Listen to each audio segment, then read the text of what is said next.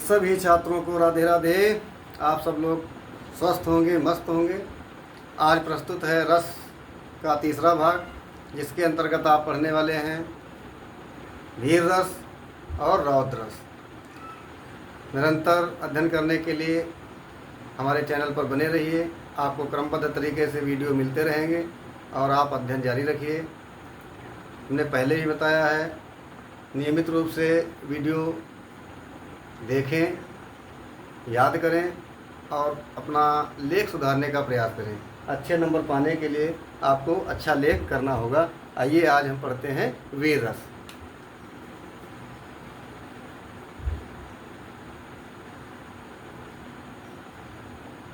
वीर रस के अंतर्गत आप देखिए, लक्षण, इसका लक्षण या परिभाषा एक ही बात होती है। युद्ध, दया, दान, पराक्रम।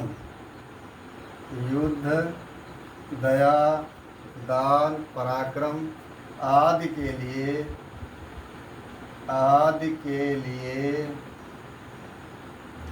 युद्ध, दया, दान, पराक्रम आदि के लिए हृदय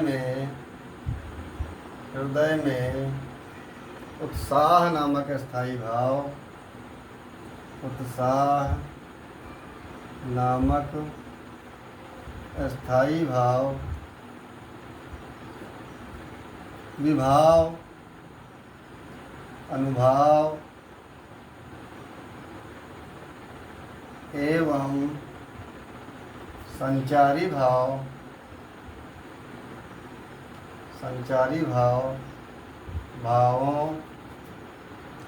के संयोग से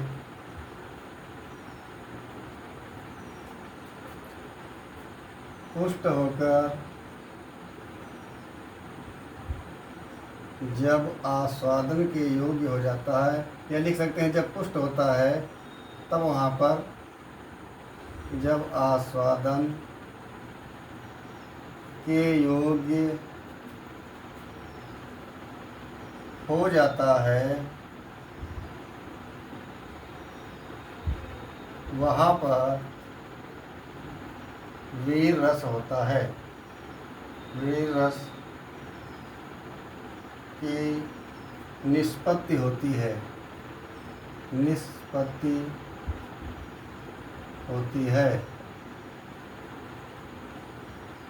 वीर रस युद्ध, दया, दान, पराक्रम आदि के लिए हृदय में जब उत्साह नामक स्थायी भाव, विभाव, अनुभाव एवं संचारी भाव के संयोग से पुष्ट हो जाता है, तब वीर रस की निष्पत्ति होती है।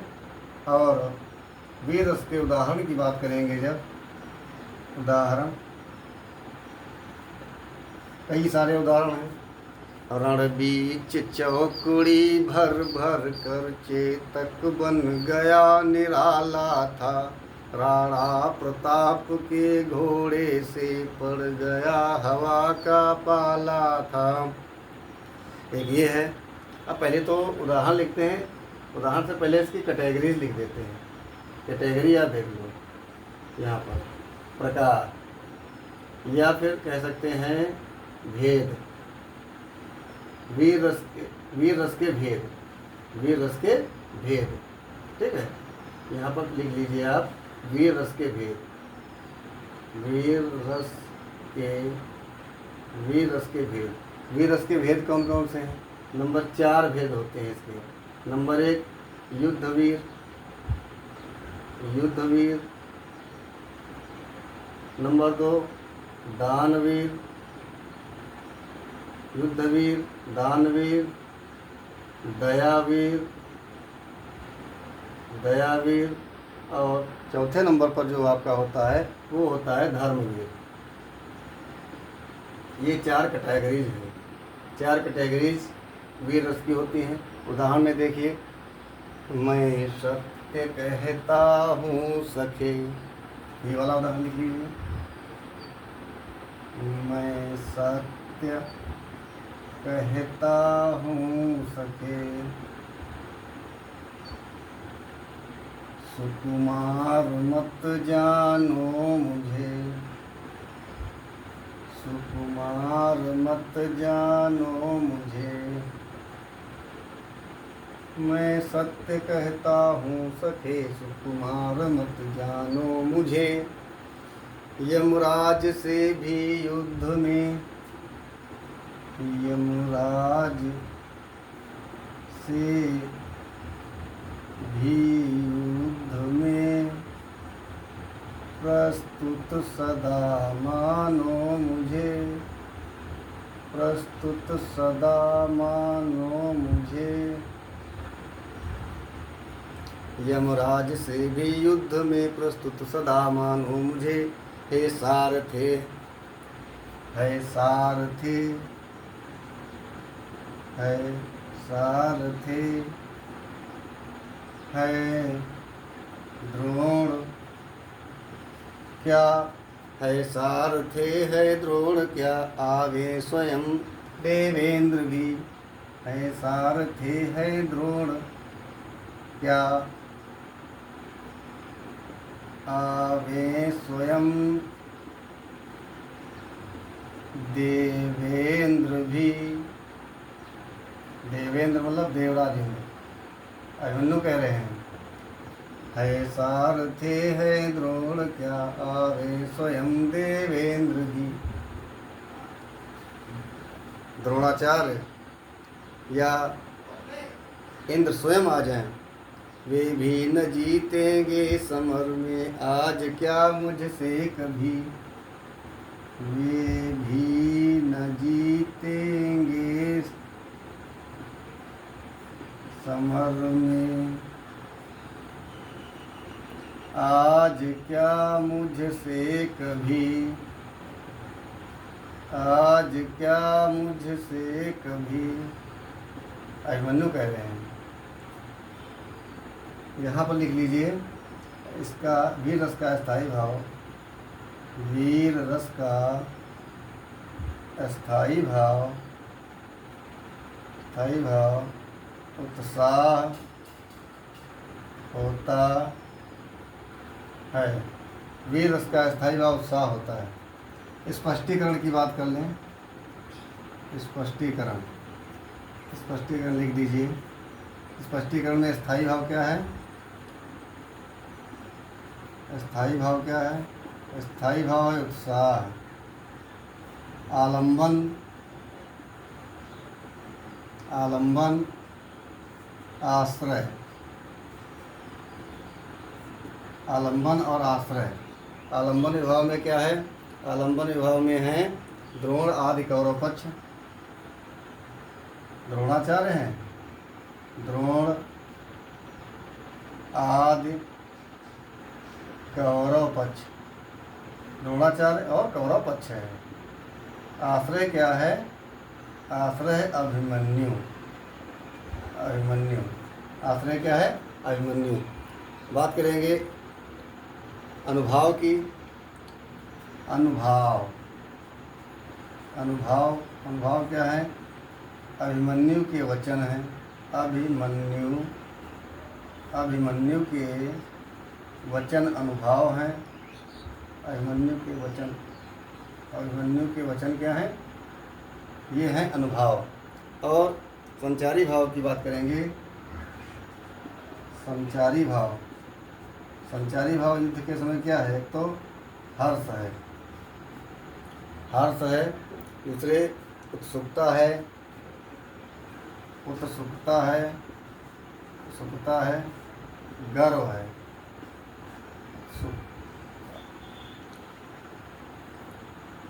हर्ष है, उत्सुकता है, गर्व है। स्पष्टीकरण हो गया आपका। एक बार फिर से देखें। युद्ध, दया, दान, पराक्रम आदि के लिए हृदय में उत्साह नामक स्थायी भाव, विभाव, अनुभाव एवं संचारी भावों के संयोग से पुष्ट होकर जब आस्वादन के योग्य हो जाता है, वहाँ पर वीर रस की निष्पत्ति होती है। वीर रस का स्थायी भाव उत्साह होता है। बात करेंगे वीर रस के भेद की, तो वीर रस के 4 भेद हैं: युद्धवीर, दानवीर, दयावीर और धर्मवीर। ये जो उदाहरण हमने प्रस्तुत किया है, ये आपका है युद्धवीर का। अभिमन्यु युद्ध करने के लिए उत्साहित है और उत्सुक है। वह कह रहा है मैं सत्य कहता हूँ सखे, सुकुमार मत जानो मुझे। यमराज से भी युद्ध में प्रस्तुत सदा मानो मुझे। ऐसा थे है द्रोण क्या, आगे स्वयं देवेंद्र भी। वे भी न जीतेंगे समर में, आज क्या मुझसे कभी। हे सखे, मैं सुकुमार नहीं हूँ। अगर यमराज भी मुझसे युद्ध करने आ जाएं तो मैं भी उनसे वीरतापूर्वक युद्ध करने को तैयार हूँ। द्रोणाचार्य क्या चीज़ है। अगर स्वयं यमराज देवराज इंद्र भी आ जाते हैं तो वे हमसे युद्ध में आज नहीं कभी नहीं जीतेंगे। ये बहुत ही कॉन्फिडेंस के साथ अभिमन्यु कह रहा है। इस प्रकार से ये स्थायी भाव क्या हो गया, उत्साह हो गया। आलम्बन द्रोण आदि कौरव पक्ष हैं, द्रोण माने द्रोणाचार्य हैं। आश्रय क्या है, आश्रय अभिमन्यु के हृदय में वीरता के भाव जागृत हो रहे हैं, इसलिए आश्रय अभिमन्यु हो गया। अनुभाव क्या है, अभिमन्यु जो बोल रहे हैं, जो कह रहे हैं, यानी अभिमन्यु के वचन ये अनुभाव हैं। संचारी भाव, अभिमन्यु के हृदय में हर्ष है, उत्सुकता है, गर्व है। इस प्रकार से वीर रस आपका ये हो गया। आप स्क्रीनशॉट लेना चाहें तो 1 सेकेंड मैं हट जाता हूँ, ले लीजिए।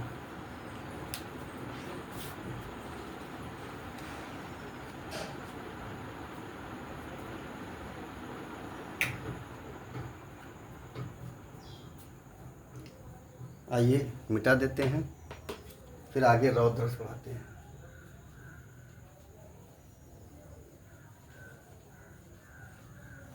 रौद्र आपने अभी देखा वीर रस।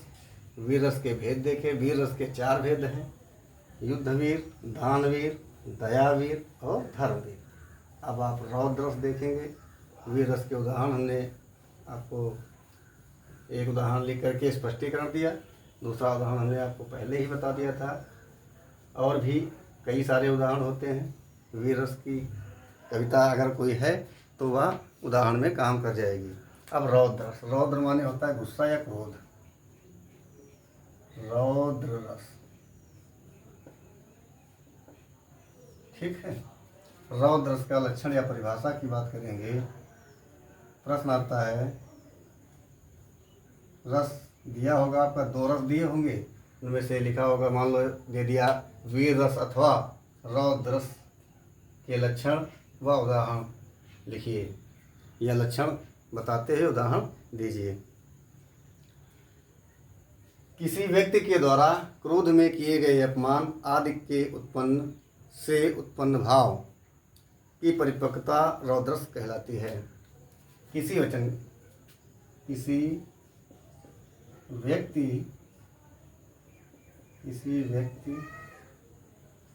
के द्वारा किए गए अपमान, किसी व्यक्ति द्वारा किए गए अपमान, कोई व्यक्ति अपमान कर देता है या अपमानजनक शब्द कह देता है। किसी व्यक्ति के द्वारा क्रोध में किए गए अपमान, ऐसे लिख लो। किसी व्यक्ति के द्वारा क्रोध में किए गए अपमान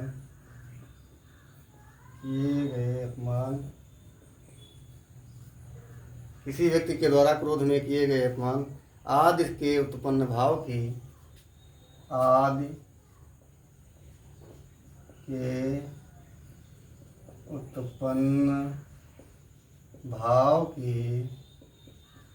परिपक्वावस्था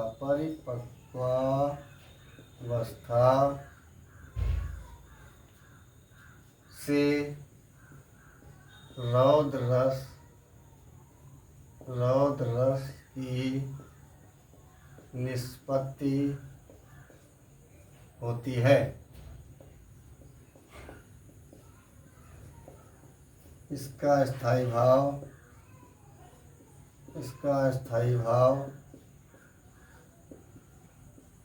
क्या है, क्रोध है। इसका स्थायी भाव क्रोध है। उदाहरण की बात करेंगे। उदाहरण की बात करेंगे। किसी व्यक्ति के द्वारा क्रोध में किए गए अपमान आदि के उत्पन्न भाव की परिपक्वावस्था को रौद्र रस कहते हैं।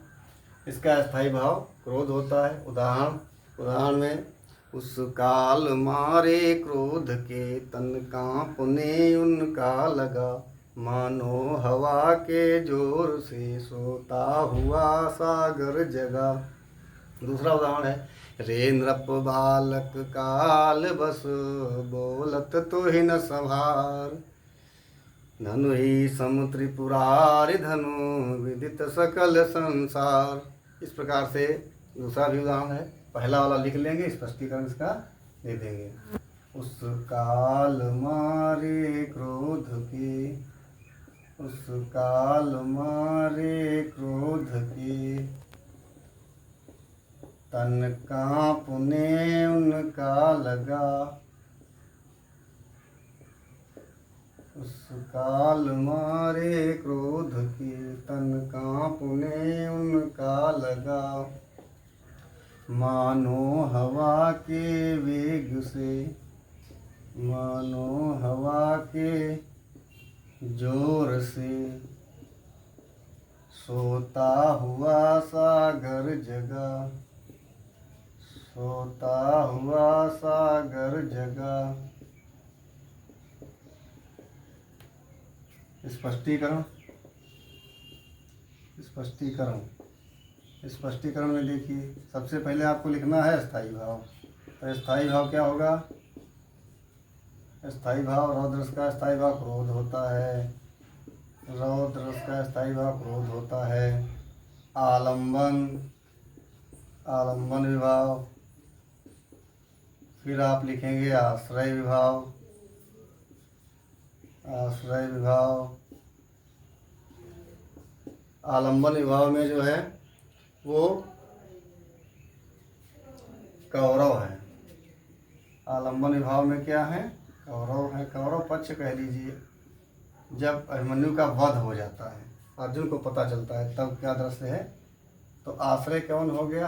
अर्जुन। अर्जुन के हृदय में बहुत क्रोध आता है, आश्रय अर्जुन हो गए। ठीक है। इसके बाद में उद्दीपन विभाव में अभिमन्यु का क्या है? जिसको देख करके हमारे हृदय में भाव उत्पन्न हो, तो वह दृश्य क्या है? अभिमन्यु का, अभिमन्यु का शव, अभिमन्यु का शव, डेड बॉडी। ठीक है। संचारी भाव में की बात करेंगे तो हाथ मलना है। संचारी भाव, संचारी भाव में क्या है? हाथ मलना है। दूसरा इसी में दे दिया गया है, तन कांपने उनका लगा, यानी शरीर कांपना, शरीर कांपना है। गुस्से में, जब अधिक गुस्से में व्यक्ति होता है तो उसका शरीर कांपने लगता है। शरीर कांपना या शरीर कांपना, ठीक है। अर्जुन का शरीर कांपने लगा। ठीक है। और भी क्या होता है? जब ज़्यादा गुस्सा होता है तो मुख कैसा हो जाता है? मुख बिल्कुल लाल लाल हो जाता है, मुख लाल होना। ठीक है।